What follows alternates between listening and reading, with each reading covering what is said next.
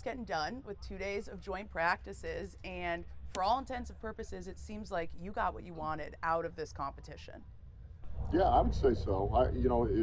I think what we were really looking for was just to, man, can we be efficient? Can we be crisp? Man, the communication in all aspects, quarterback to the O-line out, tight ends, receivers, we're all on the same page. And then our fundamentals showing up, everything we do in individual, in group, one-on-ones. And I really felt that over 2 days, so I'm pretty excited.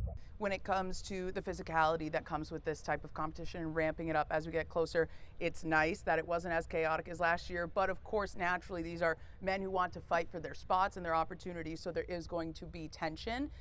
To me, what stood out was both Tislaw and Ratledge being rookies, but confident enough to hold their own, make their faces known against guys too, and earn a little bit of that veteran respect. Yeah, well, there is a lot of testosterone out there. But it was, I felt like we got the work done. It wasn't anything that was too much. There was a few things that happened, but I felt like our guys handled it. Their guys did too.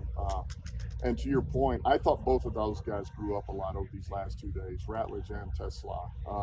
It's good to see them because we're going to need them at some point this year. So the faster they can grow up and develop, the better we're going to be. Especially with Ratledge, people on the outside questioning, well, is he going to start or is it Graham? But maybe taking that battle off of the front burner allowed him to feel more comfortable learning and getting up to speed and maybe leaning into that maturing process. Yeah, I don't disagree with that. I think that, Ratledge played right guard. That's where he's really had his most reps in Georgia.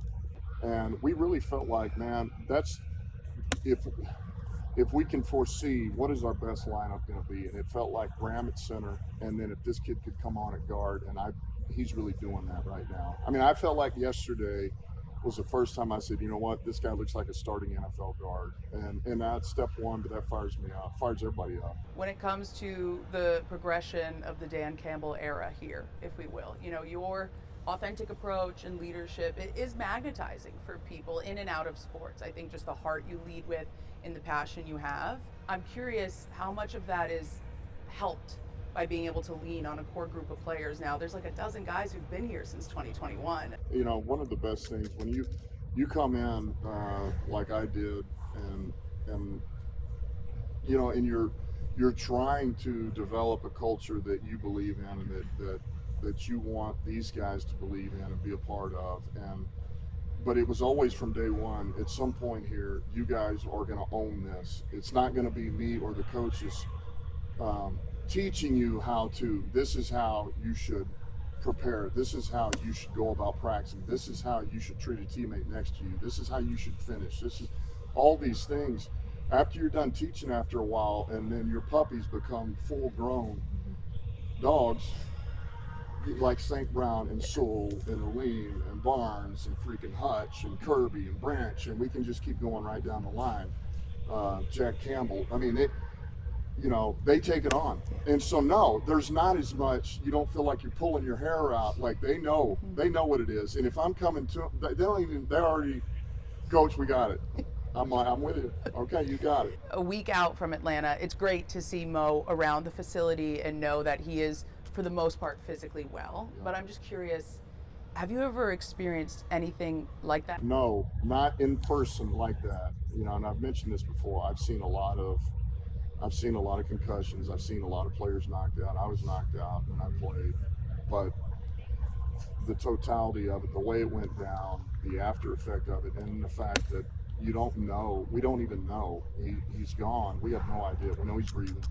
So that makes it, it's different. It's different, and it's hard, man. That's a hard thing. It really does put things in perspective. That as much as I love this game, we all do, and I would give anything for it. That, man, life is still more important than the game itself. When we look back at your arrival here, Jared arrives, 60 days later.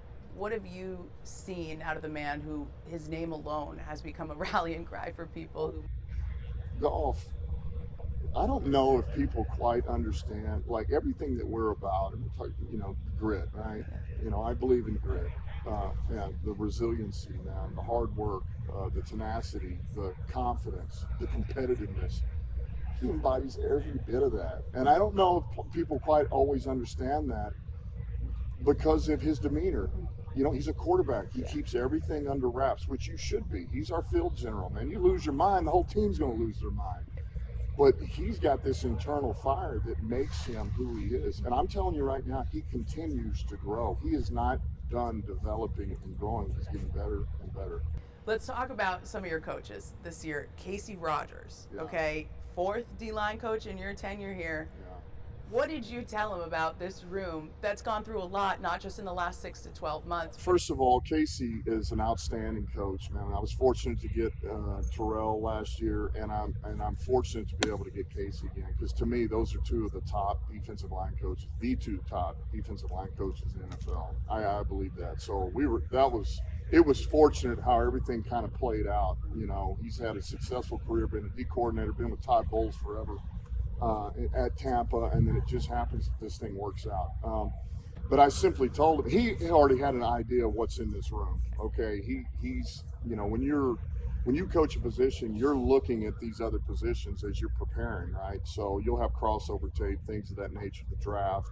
But I just told him, look, you're going to love these guys. I said, you already know what you see on tape and what they're capable of, but their work ethic, man, the way these guys get after it, they're great teammates. They finish, the hard workers, man. They are coachable. They'll do anything you ask, and they will run through a wall for you, as long as you tell them what it's about, why you want them to do it. And so it didn't take much selling on his part to want to come and get these guys. Your network, I'm not going to call it a tree yet, but your network of your career touches so much. I mean, Casey was down in Dallas when you were still there as a player. Joe Barry, who's the D-lines coach over there now, was DC for your last years here as a player. And it just got me thinking, if you're looking at the evolution, if you had to look at players right now who you think one day you'll be coaching against on this roster, who do you think is going to make that jump? Into coaching, on this roster. Wow, that's it happens quick. Yeah, it does happen quick. I think Dan Skipper's going to be a coach one day, and I think he's going to be a hell of a coach. And he's one of them. He's one of the first ones I thought of. I don't know if Tom Kennedy would ever want to do it, but I think he'd be an outstanding coach. It's one of the reasons we got Ham here. Sean Dion Hamilton, right, played for us, and I'm like, you're going to be a coach, man. You're going to be damn good too. He's like, I'm not ready to coach, and then it always hits him. Now you're here, you're coaching our LBs. So the call comes.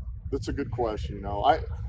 Goff could be a good coach. I don't know if he ever wants to do that, even be a part of it. He'd be a great coach too, man. He knows the game. He knows how to teach it. He knows what you're looking for offensively. So I think a lot of quarterbacks could be really good. It's just a matter, do they really want to do it? Or when it's all said and done, you're going to go play golf and enjoy the family and the time off and whatever other endeavors you have. It's a balancing mix for sure. Yeah. If we end up seeing Skip, to me, he's going to be like Shep, who's just screaming down these sidelines. That is the epitome of a man who I feel like he was just playing yesterday, the way he is in the offensive coach's faces competing, in his players' faces competing. I always looked at Glenn as more of a silent assassin. Like he was going to chew you out at the right time, but he was stealthy with it. Kelvin Shepard is vocal, engaging. Yeah. What is it like just adding that fire to you? What your coach is, and look, they took on AG's persona very much. I think, and to your point, AG was very, and so when it was time to bite, he bit now, and everybody knew it, and those guys freaking played hard for him. Shep is. And they know, but he is so freaking smart. People don't understand. He is so freaking smart, man. He is on top of his game. He can process information quick. He can process adjustments quick. Unbelievable job. He worked with Dom Capers that first year with us, outside backers, then moving back to the inside backers, and so he got with the outside backers. He got some D-line work.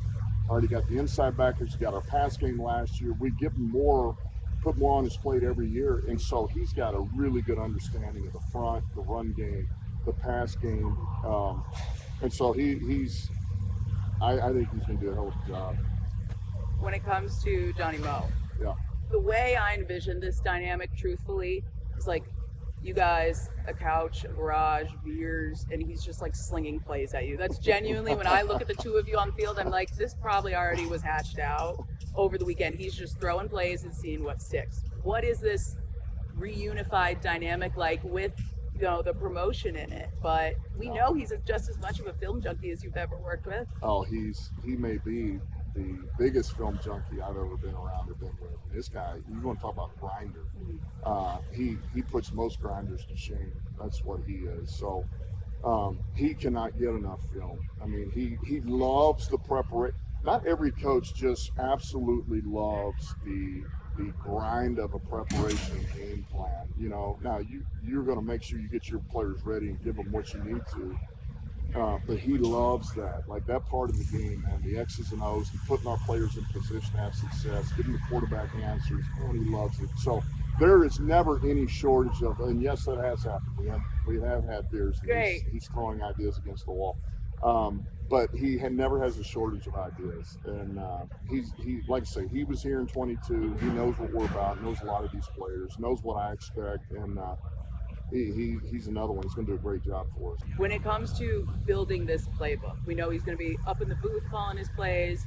We know Shep and him are guys that both like buy it from their players. That at the end on Fridays they're going to go out with the playbook, say highlight the ones you like, because it's a two-way street to creating. But I'm curious where fans should look for the Dan Campbell fingerprint. If these guys are letting players engage, at what point in the process are they coming to you and saying, what are your favorite pages in this talent strategy analysis? I always have a lot of input. You know, I don't take the totality, and I want my coordinators, I would say this with Ben too. When I called it in 21, I didn't want somebody telling me what to run while I'm in the flow of a game until I ask. Then I need it.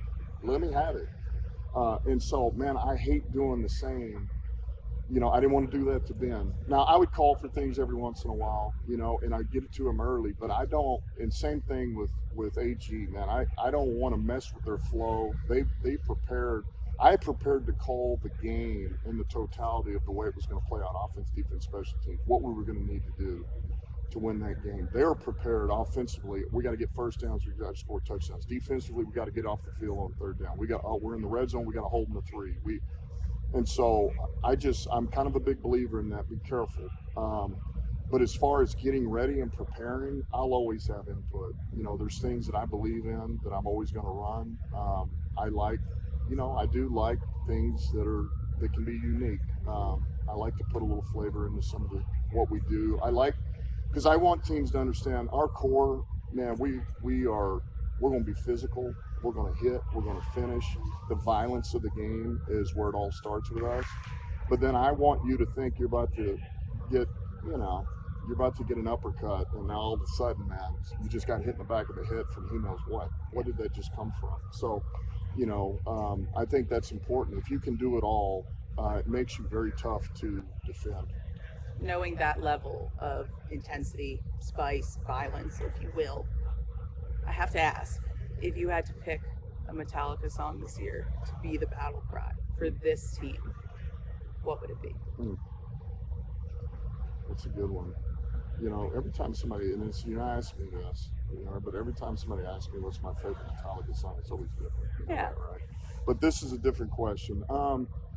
I just think the first thing that popped in my head when you said that was Fuel. So I'm going to say Fuel. Hey. Right? I think that's where we're at. I think that's what if we just go out and we're playing with just pure energy, pure fuel, and we keep our heads about us, we'll be good. I like that. I wonder if by January it's going to get to seek and destroy mode. That's a good one too. That's a great one. It's okay. I love that. Might have to change. It's well done.